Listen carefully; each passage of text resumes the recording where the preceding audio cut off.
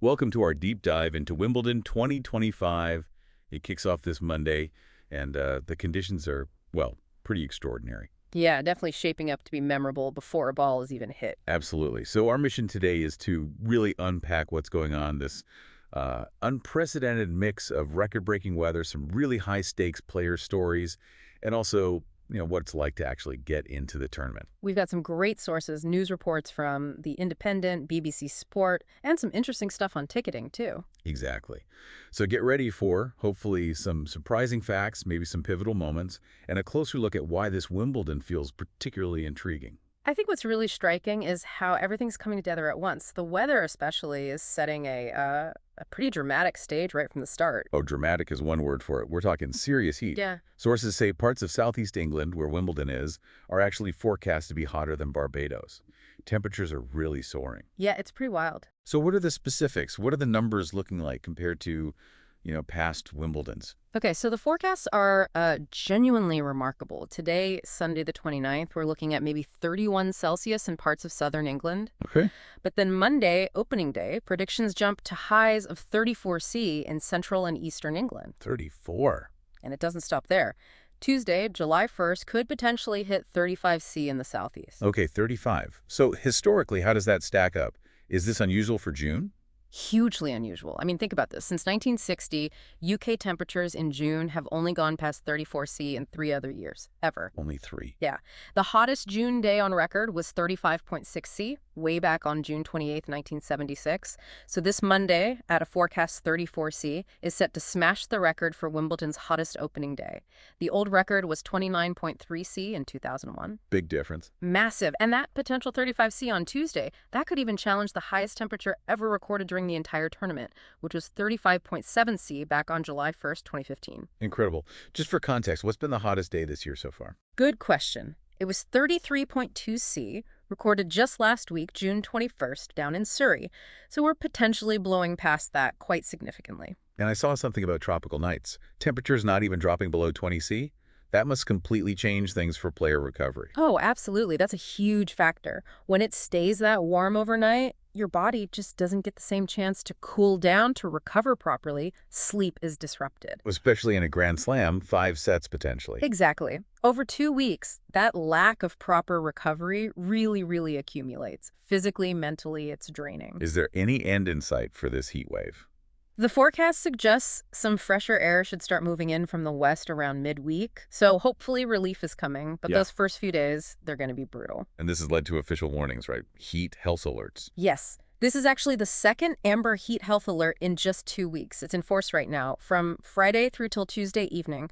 Covers London, East Midlands, Southeast, Southwest, East of England. So a big chunk of the country. A very big chunk.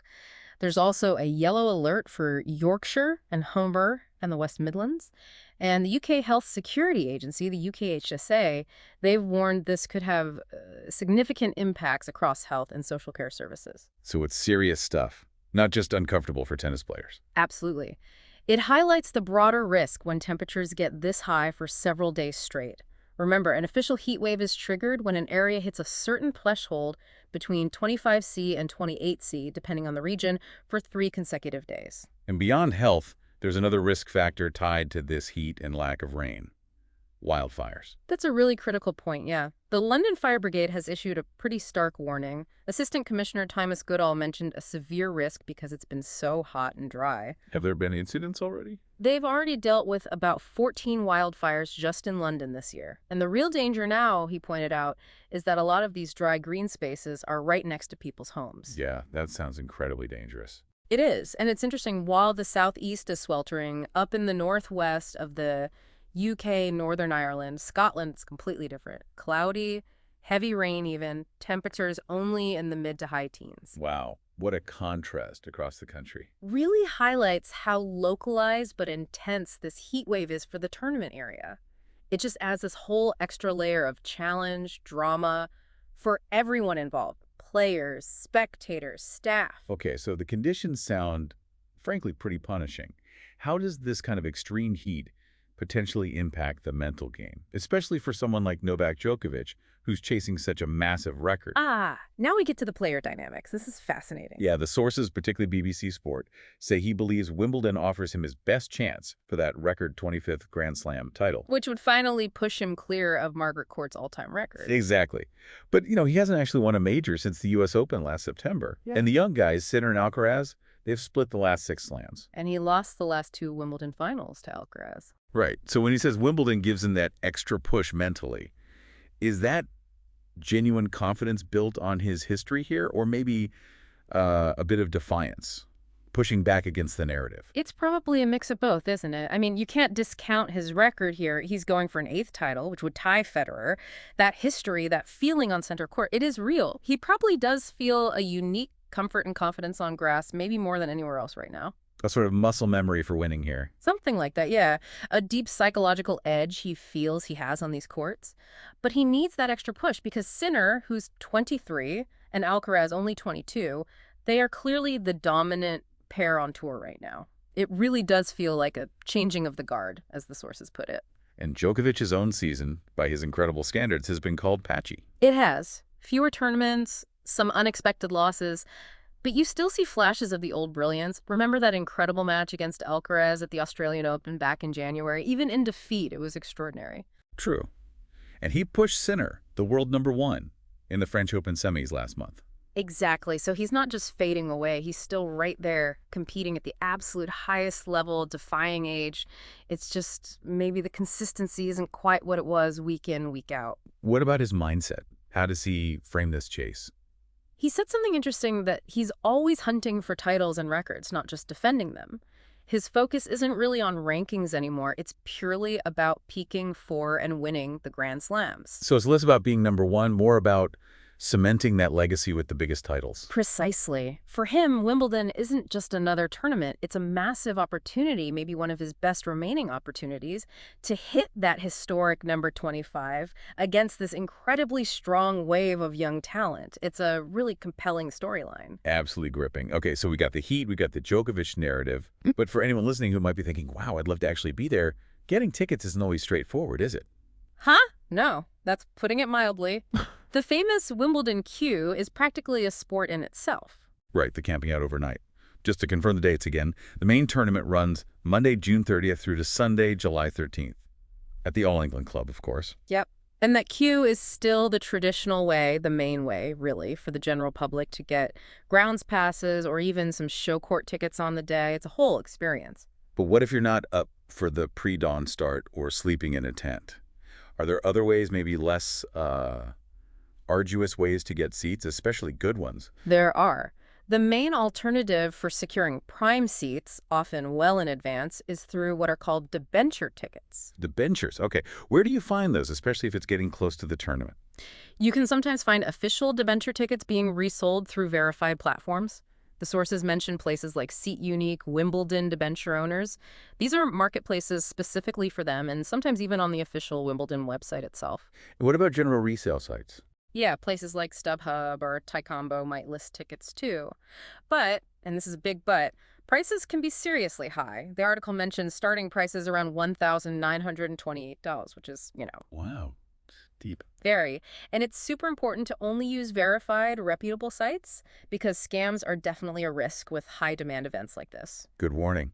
So tell us more about these debenture tickets. What exactly are they? They sound quite fancy. They really are. They're described as probably the most sought-after seats at Wimbledon. Essentially, buying a debenture is like buying a long-term bond from the All England Club, usually for a 5-year period. So it's more than just a ticket for one day. Much more. It guarantees you the same prime seat for every day of the tournament for those 5 years.